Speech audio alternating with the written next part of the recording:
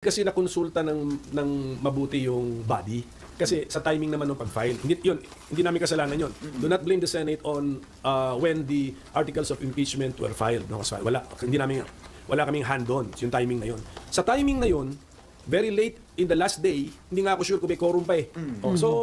So tama yun. So no one is to blame na hindi siya na-actionan officially ng body. But now na nandyan na, dapat aksyonan na officially ng body. So dapat nagkukonsulta na ang Senate President sa mga senador. At yun na nakukulangan ka, sir, yung consultation with your colleagues.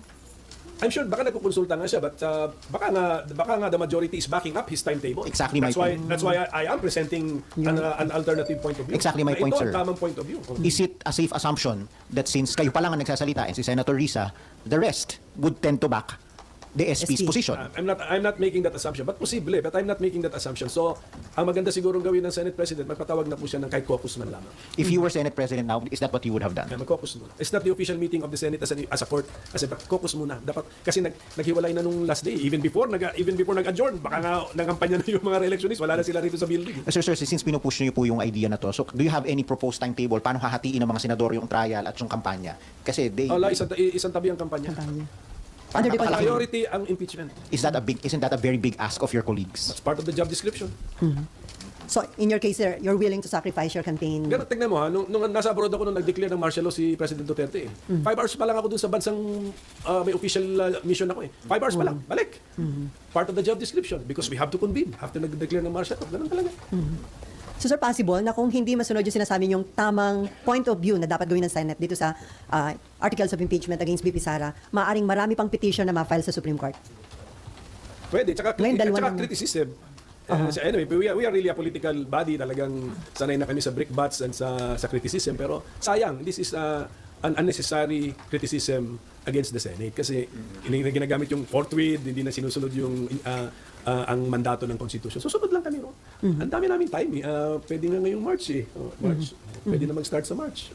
Pero sir, ang tanong, kasi may 3 petition na ngayon sa SC. Isa for the immediate na pag-convene ng Senate as impeachment court. Yung dalawa, nananawagang i-TRO pigilan itong impeachment trial kay VP Sara.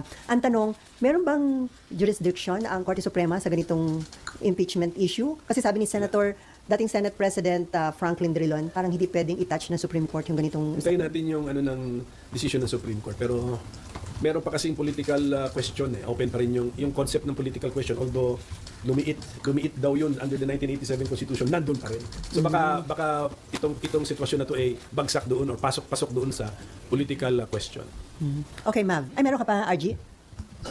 Sir, sinasabi po ninyo na pwedeng yung Senado magpatawag ng session by itself. Paano po yung magiging process nun, sir? How would it go about? Mag-convene kami.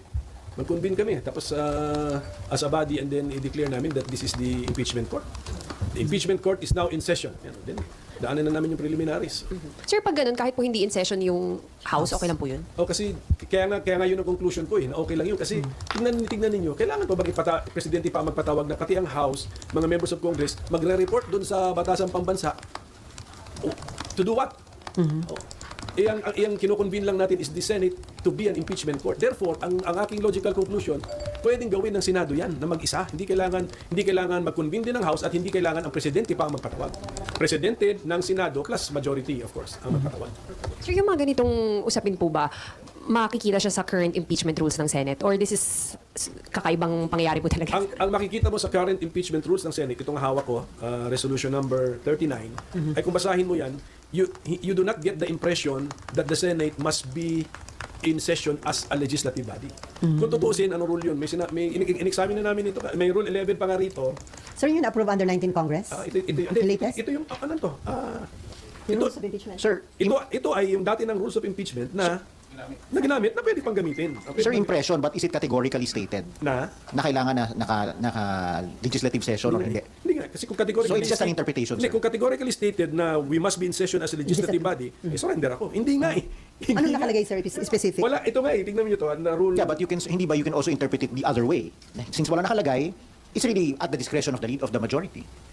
Precisely, but if you look at this Constitution, ganun din eh. There is no requirement that you must be in legislative session. So Kaya they're tatanong, kung ganun ang posisyon ng majority, tinatanong ko sila, saan nyo nakuha yan? Yung impression na yan. But the same question can also be asked of you. Saan yung kinuha yun? Kasi that's also just one interpretation. Precisely, ang kinuha ko yun sa obligasyon namin to the trial should forthwith proceed. So nothing is categorical. Kaya Either side, nothing is categorical. that's why we have this debate. Kaya kinukonvince nga natin yung ating mga kasama rito sa Senado, including the Senate President, na logical yung ating posisyon. Logical, may legal basis. Tingnan na lang natin itong Rule 10, dito Rule 11, Rule 10. Ano nakalagay? Nakasulat dito ha. At 2 o'clock in the afternoon or at such other hour as the Senate may order of the day appointed for the trial of an impeachment, the legislative business of the Senate, if there be any, shall be suspended, etc. Kung basahin mo na lang yun pinapakita na kahit merong legislative business, priority si impeachment.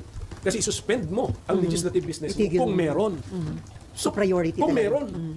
So, ibig sabihin nun, pwedeng wala. Sa rules nyo yan. Correct. The rules. So, pwedeng wala.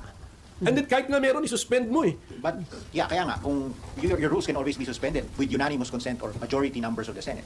Right? The rules of the impeachment rules. Yeah. Oh, Or iba any to, rule iba of to, the- iba na to. Or any Impeachment internal rule of rules. the Senate. If the majority so decides, you can always suspend it, set it aside, even amend it. Amended, yeah. Pero as long as hindi pa amended, ano sundin yan namin? yung existing. Yung mag-imagine kami na as if amended.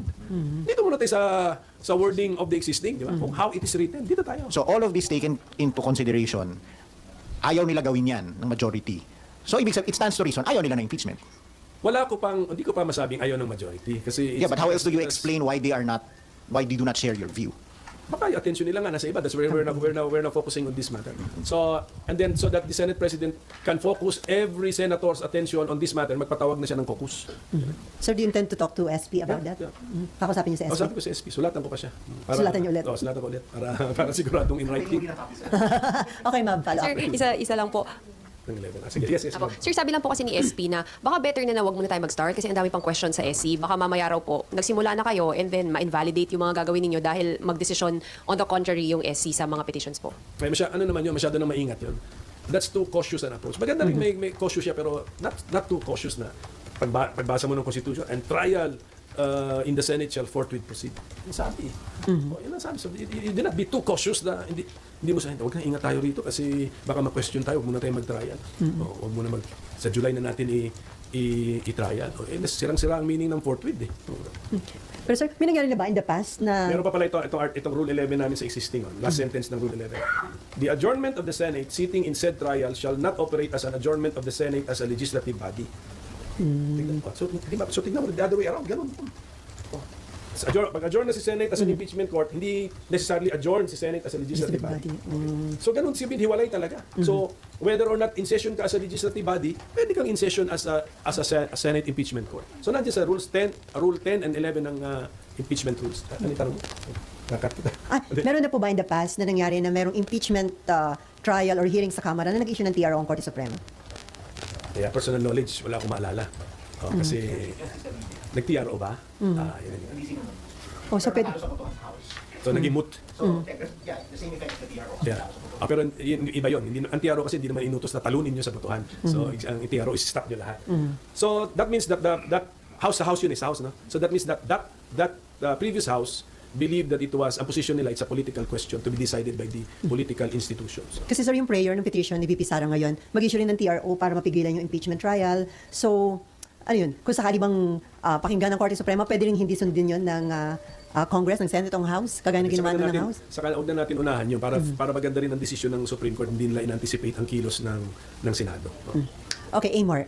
Sir, are you also planning to talk to the other senators para ma-convince po sila about your position na kailangan na talaga ng special Si session? SP na lang siguro ako diretso para hindi lumalabas na ginagapang ko yung majority. Minority kasi kami. So si SP na diretso. Opo. And what happens if si SP mag-stand firm na hindi talaga siya magpapatawag ng special session? What will be the next action then? Focus muna. Focus muna. Pakinggan nila ako. Ngayon kung talagang ayaw nila, aminin namin sa taong bayan na ayaw nila. Ganun siguro kasi. Because if this is really a political question, then therefore it is a legitimate political issue. Di ba? For the people. Pero at sa side po ninyo, pagka ayaw talaga na mag-call ng special session after the caucus, wala na po kayong magagawa. Out of your hands. Kasi aminado naman kami na yung special session, dapat ginusto rin yun ng majority, ng quorum. Kasi kung kunyari, pinilit namin ni Senator Risa Ontiveros na mag-special session, kaming dalawa, aminado din naman kami, walang bisa. Wala kaming quorum eh. Yung pakikipag-usap kay SP, kailan nyo po plano? And ano po yung nakikita yung timeline for the caucus? And ano yung timeline ninyo for impeachment trial dapat? I'll try to talk to him ASAP. Kung andyan siya ngayon, kausapin ko siya. Pero yung subsequent, ano yung mga dates, mga kontrolado na niya yun, na SP. But as far as you are concerned, sir, kailan dapat mag-start yung impeachment trial? Sana March. March na. Kasi medyo prepared naman si SP na. Pina-review na niya rules. So madali naman yung pagka the court is now in session, mag-oath kami, we approve we reaffirm the existing rules para lang kung wala ng issue na kung valid siya o hindi. Kung may proposed amendments, kilusan na namin. And then padala na ng i-authorize na namin ng Senate President to send the summons to the impeached official para umandar na yung 10 days. Sayang din yun. So kaya po siya sa March, you think? Kasi when I use the word trial lang, medyo generic yung paggamit ko ng trial. Ibig sabihin, the entire process. Hindi pa siguro mauupo yung witness sa witness stand. Basta umpisa na yung trial. In the sense na pasagutin mo na si impeached official, pasagutin mo tapos ipa-respond mo si prosecutors. Pero nag-convene na po yung impeachment court by March. Yun po yung dapat timeline niyo. Kasi para walang question nga dun sa subsequent steps, dapat convened na kami as a court. Apo. Sir, alas na po, dun sa rules, kasi currently dinadraft daw po ng Senate Secretary and ng legal team ng Senate. Do you also plan, parang kailangan pong linawin yung provision na kung kailangan ba talaga nakasession yung Senate or not? Or are you, meron po ba kayong participation kayong mga senador dun sa pag-draft ng rules? May participation. Pero siyempre, inaaral na nila ngayon yan with lawyers, yung nag-practice din sa korte para yung rules of court, yung mga necessary ilagay, i-propose nila as amendments. Pero may role ang lahat ng senador kasi we approve the amendments or not. Basta po we can live with the existing rules. Meron na nagamit na nga ito eh. May na-convict na nga under these rules eh. Pero kayo, sir, satisfied niya just existing rules? Sa tingin niyo, hindi na kailangan It i-amend? can be improved, pero depende nga sa proposal. It can be improved kasi pag kunyari galing naman sa rules of court lang, ano na lang yun, elaboration na lang yun. Like may mga suggestion na include na yung pagtanggap ng evidence sa online o kaya yung virtual presentation ng mga evidence. Pwede, pero may reservation ako doon, pero open mind lang ako doon. Pero yung mga affidavits, etc., judicial affidavits, okay yun. Sir, can we say na ngayon malakas na yung clamor sa Senate para mag-convene as impeachment court? Kasi sabi ni SP, parang kailan masasabing may clamor? Ilan na ba yung nananawagan? And then yung mga nananawagan, parang may mga political inclination, may mga biases. So can we say, sir, ngayon na malakas na yung clamor sa Senate? Siguro, the mere fact na tatlo na daw kami, so lumakas na. Hindi ba? So, baka may momentum na yan. Ay, ako dyan. Sir, ano lang, no? Halimbawa magsimula po yung trial March, April. Then, kung tatawid po ng 20th Congress, paano po yung magiging composition? Dahil tulad po ninyo, graduating po kayo, yung mga re-electionists po, baka hindi makalusot lahat. Paano po yun? Back to zero po? Hindi. Dapat tuloy siya sa court. Tuloy.